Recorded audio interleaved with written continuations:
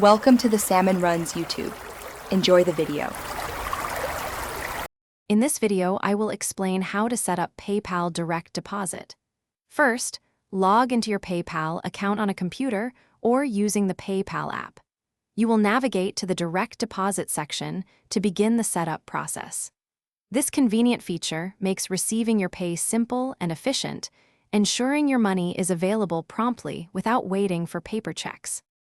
Once you are in the Direct Deposit section, PayPal will provide you with your personalized direct deposit information.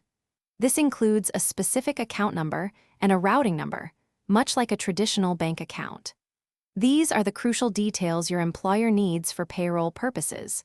Be sure to note these numbers accurately. They are unique to your PayPal direct deposit setup. With your direct deposit details in hand, you are ready to give this information to your employer.